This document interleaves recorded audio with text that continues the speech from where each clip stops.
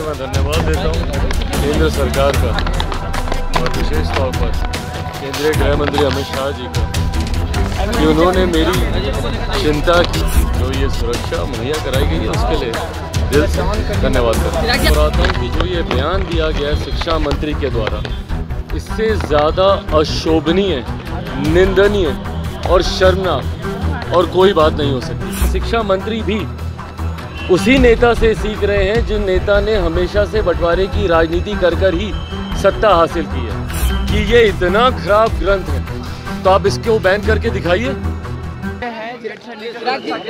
चिराग जी सुरक्षा मिली है, क्योंकि आप कह रहे हैं सुरक्षा मायने तो जरूर रखता है, सुरक्षा मिली, इसके लिए क्या कहेंगे? ये मैं धन्यवाद देता हूँ केंद्र सरकार का और विशेष तौर पर केंद्रीय गृह मंत्री अमित शाह जी का कि उन्होंने मेरी चिंता की, मेरी सुरक्षा की, उन्होंने चिंता की और जो ये सुरक्षा मुहैया कराई गई है उसके लिए दिल से धन्यवाद करता हूं। चिराग जी, आपको भी ऐसा लगता है कि आपके ऊपर कोई खतरा था, क्योंकि आईबी की रिपोर्ट के बाद ये सुरक्षा मिली है?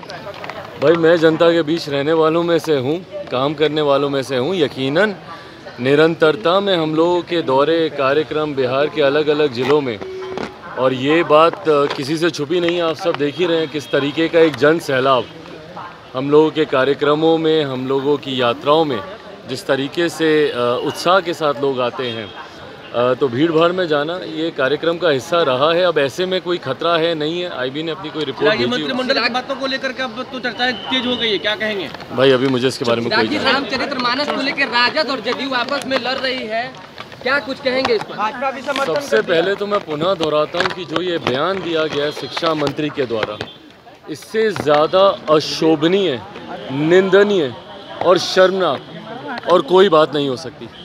एक प्रदेश का शिक्षा मंत्री की ये जिम्मेदारी है कि वो प्रदेश को एकजुट रखने का काम करें। उनकी ये जिम्मेदारी है कि वो छात्रों में एकता का भाव दें। ऐसे में अगर प्रदेश के शिक्षा मंत्री ही बंटवारे की राजनीति करने लगें तो उस प्रदेश के हालात क्या होंगे। पर शिक्षा मंत्री भी उसी नेता से सीख रहे हैं जिन नेता ने हमेशा से बंटवारे की राजनीति कर ही सत्ता हासिल की है।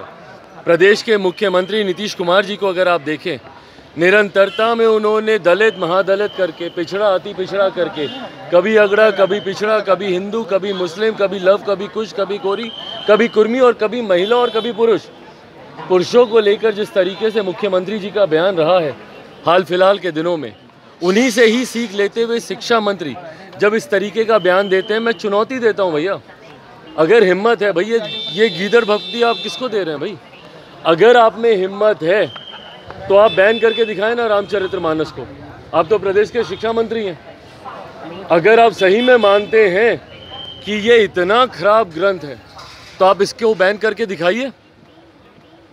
आपके से बोलने से नहीं कुछ होने वाला ना, हिम्मत है तो आप करके दिखाइए। पर आप में हिम्मत नहीं है, आप करेंगे नहीं। आप इस तरीके के बयान से बिहार में बंटवारे की राजनीति को साधने के लिए, और ख़ास तौर पर जो ज्वलंत विषय हैं, आज की तारीख में चिंता होनी चाहिए थी सबको बक्सर की। क्या समाधान निकाला? समाधान यात्रा पे निकले ना मुख्यमंत्री जी, क्या समाधान निकाल दिया इन्होंने बक्सर का? क्या वहाँ का समझौता हो गया, समाधान हो गया? वहाँ पे किसानों की मांगों को इन्होंने पूरा कर दिया? एक मुख्यमंत्री ऐसे जो कि समाधान निकालना तो दूर, समाधान को, समस्या को और बढ़ाने का काम करते हैं। वहाँ पर किसानों को जाकर देखिए, कल सुबह हम गए थे वहाँ पर, किसानों के हालात देखिए बक्सर में।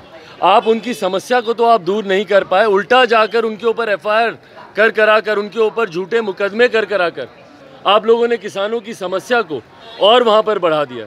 और जिस प्रदेश के मुख्यमंत्री के पास तमाम समस्याओं का सिर्फ एक ही समाधान हो, लाठी के अलावा कोई और समाधान तो है नहीं। छात्र सड़क पर निकलते हैं तो लाठी चलाते हैं, शिक्षक सड़क पर उतरते हैं तो लाठी चलाते हैं, अभ्यर्थी सड़क पर उतरते हैं तो लाठी चलाते हैं। भाई, जो मुख्यमंत्री खुद हर समस्या की जड़ में हो, वो मुख्यमंत्री प्रदेश का कोई समाधान नहीं निकालेगा। और ऐसे मंत्री जब बयान देते हैं, इसका क्या समाधान निकाला मुख्यमंत्री ने? क्या समाधान निकाला? क्यों नहीं तत्काल प्रभाव से मुख्यमंत्री ने बर्खास्त किया इस मंत्री को? शिक्षा मंत्री को क्यों नहीं हटाया अपनी कैबिनेट से?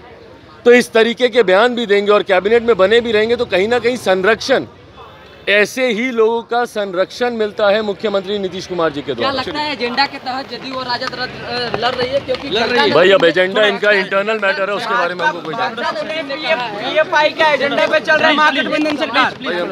थोड़ा सा साइड जो भी है वो सही हो रहा है। जगदानंद सिंह ने समर्थन दिया है, कहा कि जो गठबंधन का इंटरनल मैटर है, एक दूसरे के साथ ये लोग सहमत हैं नहीं सहमत हैं, ये इनका आपसी विषय है। उपेंद्र कुशवाहा जो है बीजेपी का एजेंट बता रहे हैं मंत्री को, क्या कहेंगे?